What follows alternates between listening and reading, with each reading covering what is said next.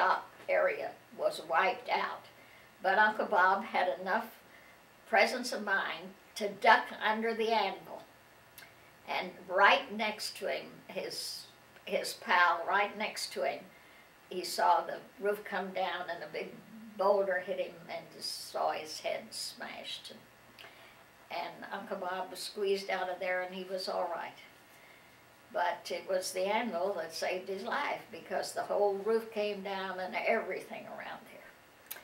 And Aunt Mert was at the church cooking a dinner for that evening for some sort of an affair. And she looked out the basement window and could see Grandma's house right across the street. And they could see things flying, but there wasn't too much damage in that area. And where they lived, in the east end of town, there wasn't as much damage. But in the west end of town, where most of the residences were, it was very bad. So Mother got the ride from Carbondale on this truck, and as soon as she got there, she found out where Dr. Sabin was, and she went and helped him. And by the time, though, that she got there, it was late in the evening. It was probably nearly midnight. And it happened at 3:30 in the afternoon. So by this time, it was nearly midnight. And he had run completely out of anesthetics. He was having to sew people up without giving them anything at all. And there were lots of burns because it was still, people still had fires in their stoves, and I'm sure my children will remember Aquila, who was the wonderful colored girl that worked for Mother clear up until she died. We still get a Christmas card from Aquila every year. And Aquila was 9 years old. She was just about my age. And she was thrown, her house came down and part of her roof and knocked her over against the stove that heated their house. And she had the bad burn all over her neck and on the side of her face. And I'm sure you children remember that. And anyway, Mother always at Christmas would make her a blouse with a high neck or something like that. And she really loved Mother, and so did, and Mother loved her. Anyway, that was one of she was one of the casualties of the tornado.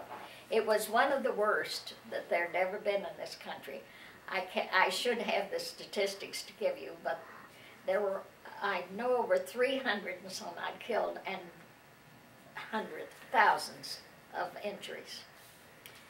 And so I got to go, though. Dad came home. It happened on a Wednesday, and then Dad and Mother drove home, I think, on probably Friday. Roberta and I stayed with Aunt Sybil. That's my best friend, Jane Rose's mother.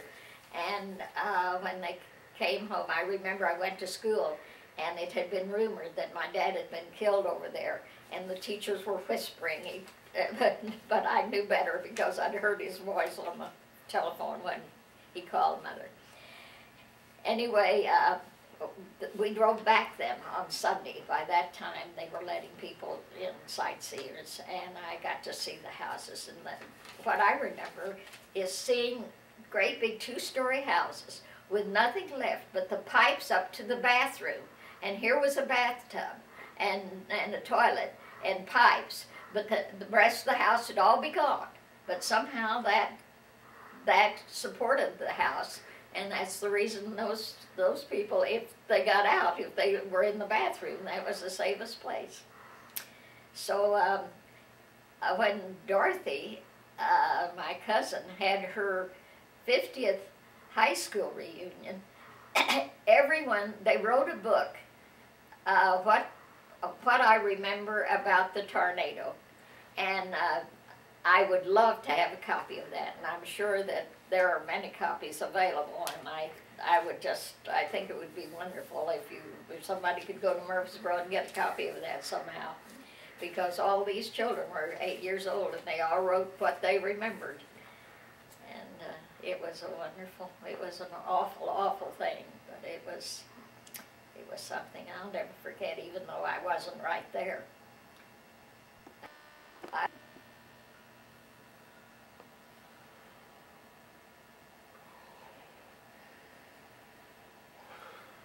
After the tornado, Murfreesboro never did become the big town it had originally.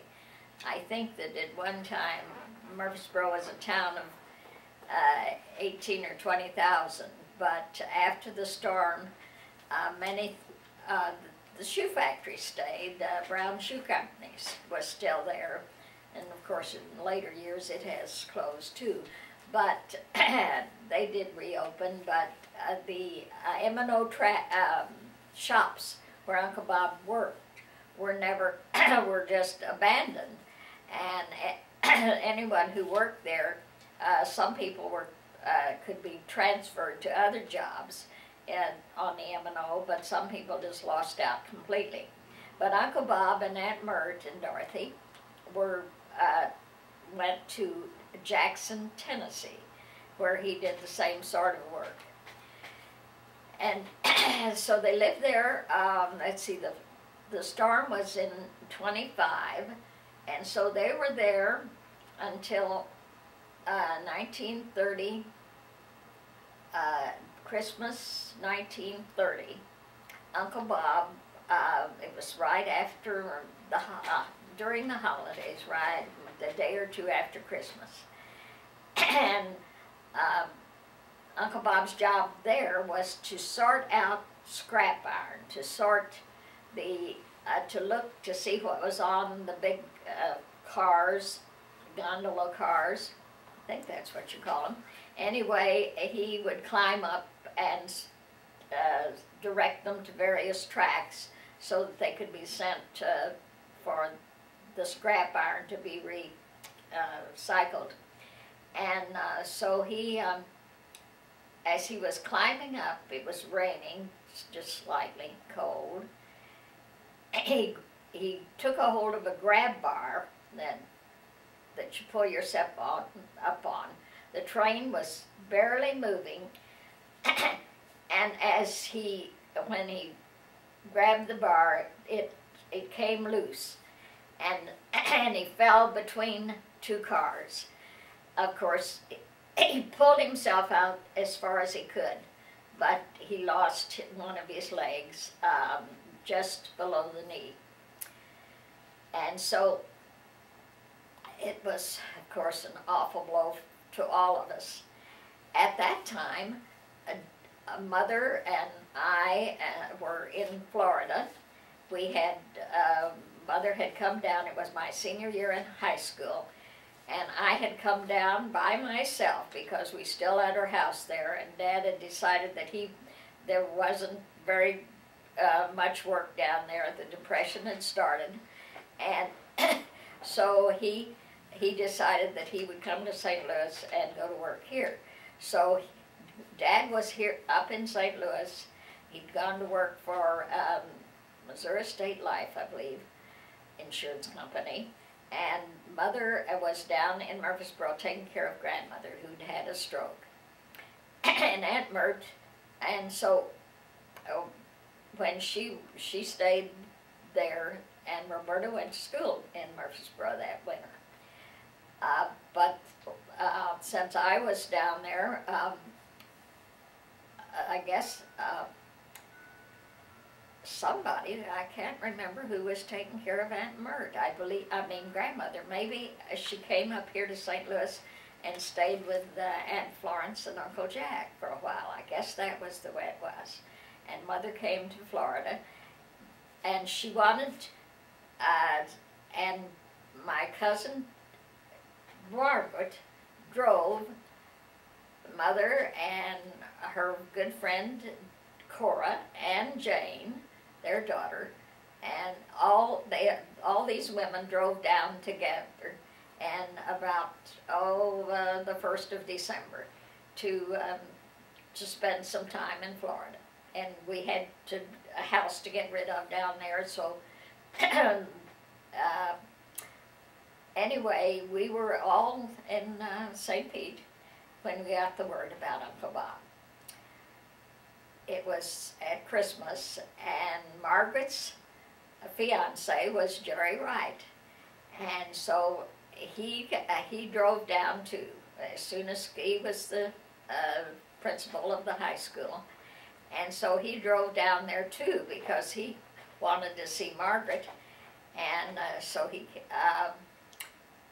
while he was there, he talked Margaret into marrying him.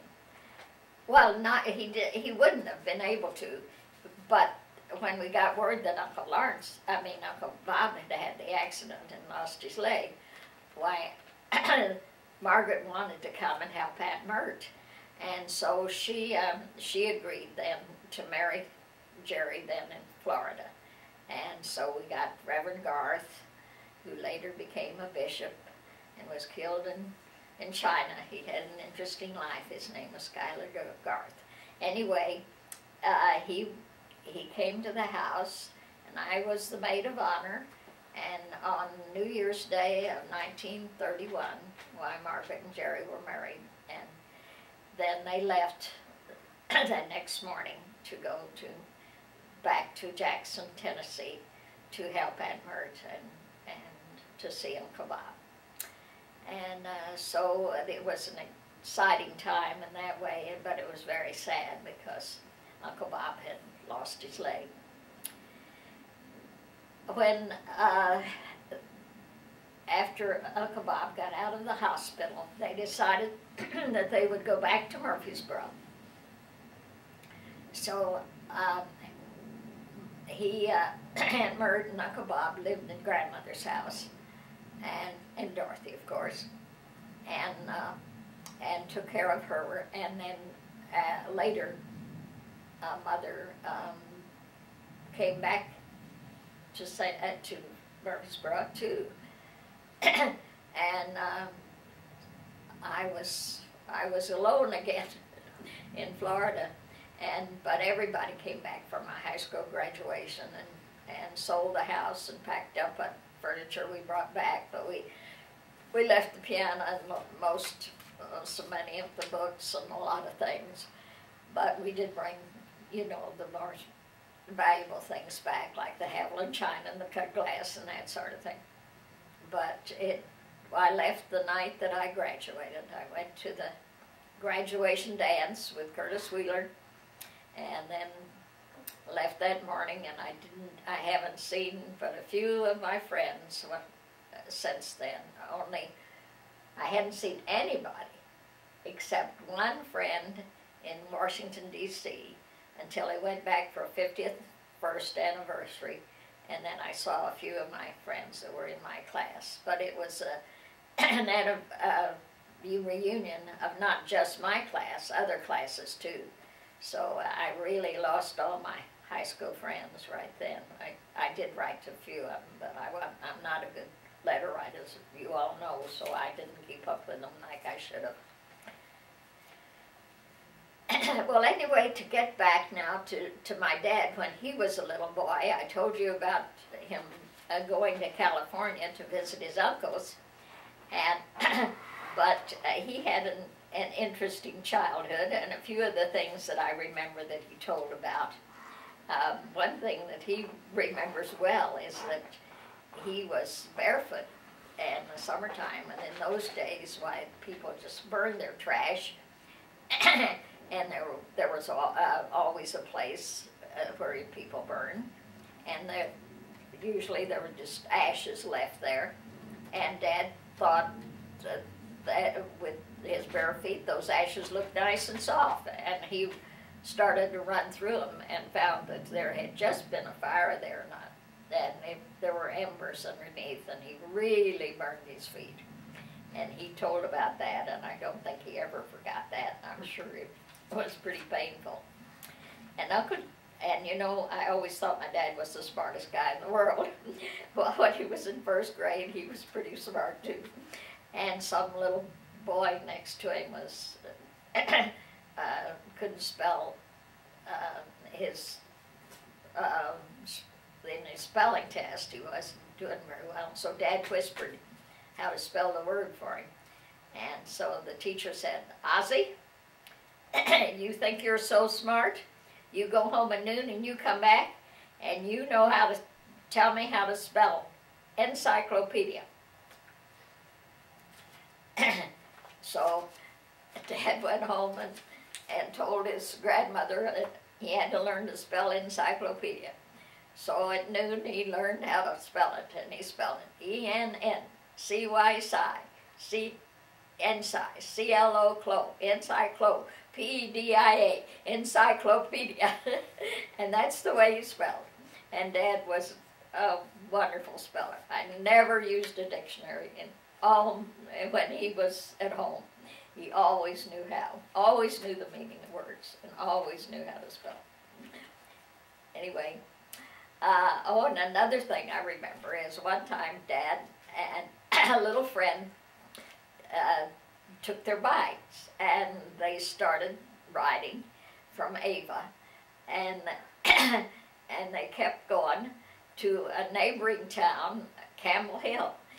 I'm not sure exactly how far it was, but it was pretty far, and the boys were pretty tired when they finally got there, and so they stopped at the railroad station, and I think to get a drink, and Dad, the railroad station agent said, "Where are you boys from?" And they told him that they were from Ava, and he said, "Well, you're pretty far from home." And they said, "Yes, we're pretty tired." And so he called the station agent there in Ava, and he got a hold of Grandpa Burke, and he said, "Tell him to get on the next train." So the next train that came through, they got on the baggage car with their bikes and rode back on the train, because it was more than they should have attempted to do. I guess he was about perhaps 9 or 10 at that time. But Dad had a wonderful childhood. Even though he lost his dear mother, he had lots of loving from his aunts and his grandmother and his dad too.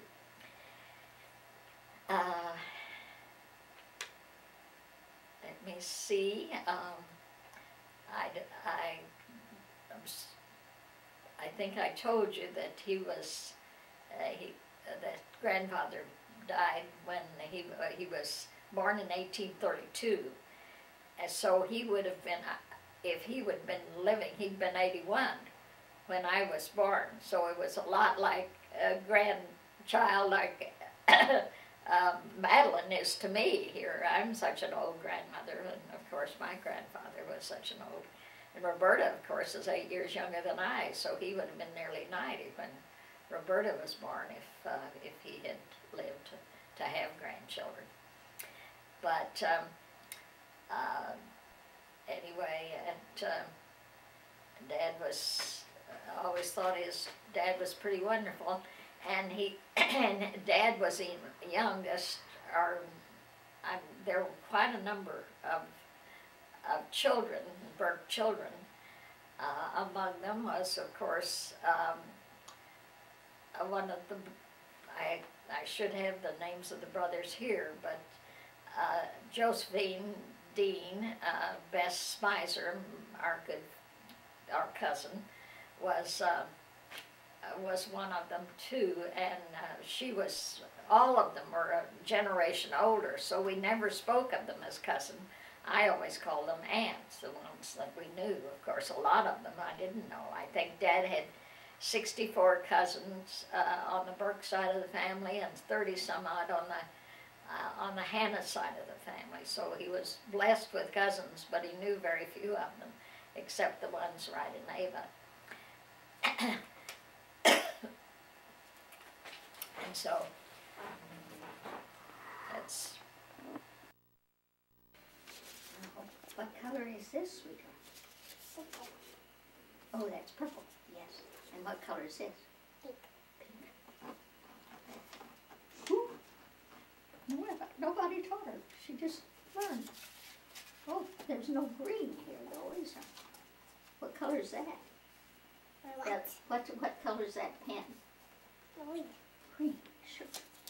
What color is this pen? What color is that? Red. I don't know how she knows, but she does.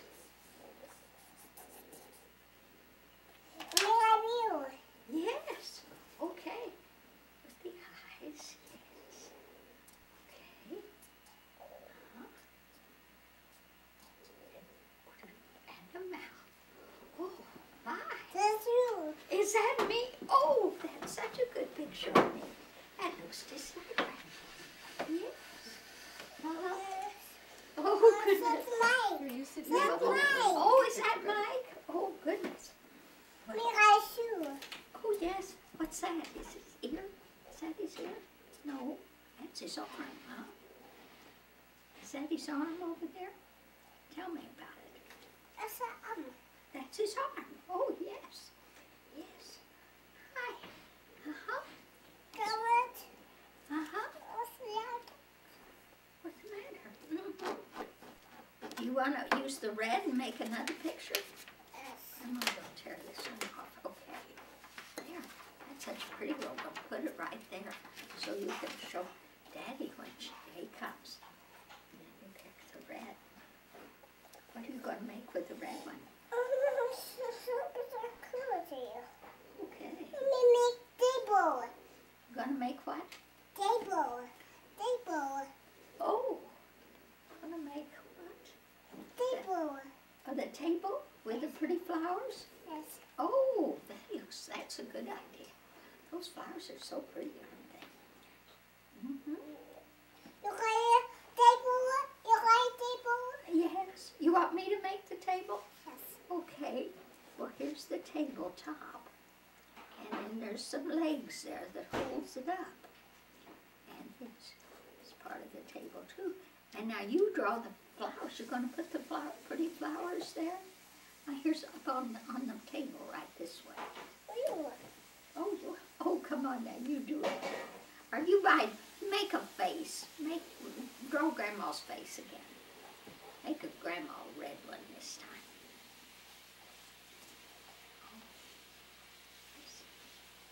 We make table. Oh, you're making a table.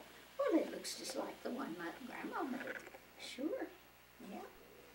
Mm-hmm.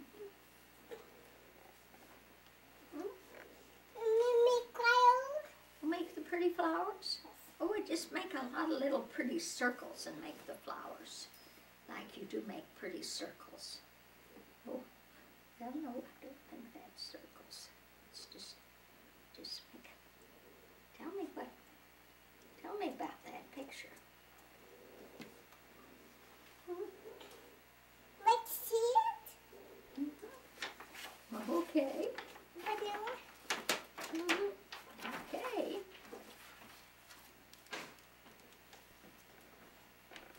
Now what you going to do? We make table. Mm-hmm. Make what, sweetheart? Table. The table?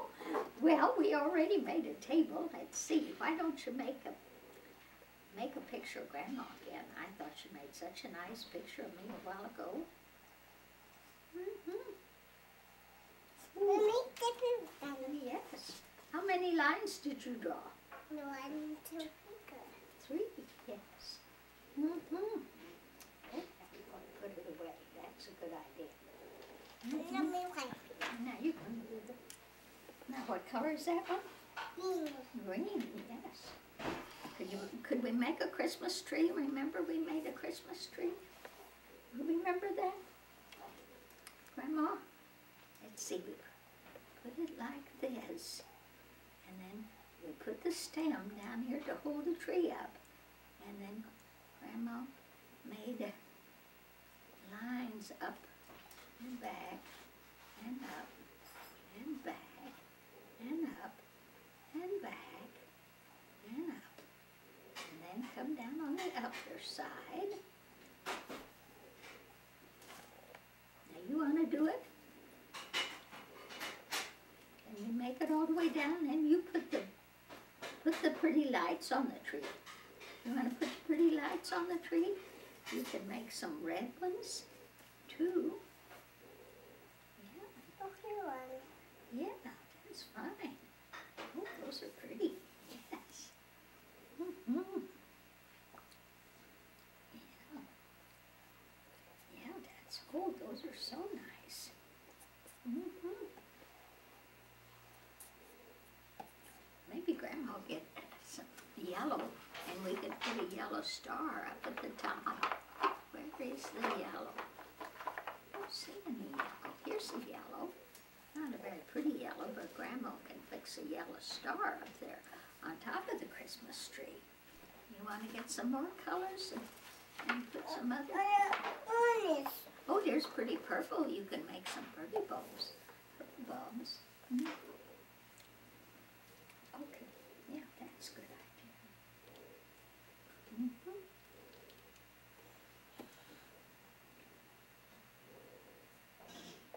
Just so many pretty things. Yeah, does that look like your Christmas tree at home? That's my Lego here. Yes. My Lego here. That's my Lego here.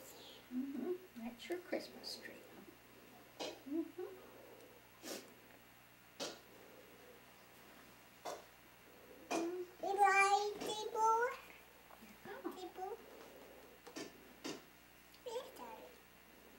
You want to make a Christmas stocking like we was hanging on the mantle, like your Christmas stocking? Can you make a Christmas stocking like it were hanging on the mantle? No, make it on the paper, sweetheart. Here. That's closed now. You can't. Yeah, okay. Can you make a Christmas stocking? Is that it? No idea. What is that? A bucket. Here's a Christmas stocking. Like that. Is that your Christmas stocking? Yes. Mm-hmm. Yeah. Did you get some things in your Christmas stocking, Madeline? What was in it? Big bags. Oh. Big bags. A big? Oh. Bags. Oh, yes. A bait. Oh. A bait. What's? Oh, there was a car in there, wasn't there? What else was in there? And was there an orange in the Christmas stocking? No. Wasn't there an orange? Well, I don't know. I thought your daddy always got an orange in his Christmas stocking. Mm-hmm. Oh, uh-huh. What else did Santa Claus bring you, sweetheart? Did you? Grandma tear this off and you could draw over again. Mm-hmm. Maybe we can write our ABCs. You want to do that? You want to sing your ABCs? And I can write them. Okay, you sing it for me.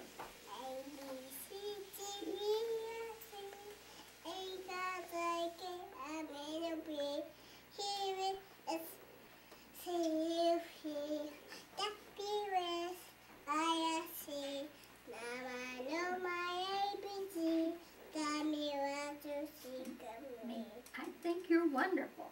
A, B, C, D, E, F, G. That's what it says. Where's the A? Can you find the A? P. There. Yeah, A, B, C, D, E, F, G. And what's next? C. H, I, J, K? Here we go. I say Now what you drawing, sweetheart? no, some 50. Mm-hmm.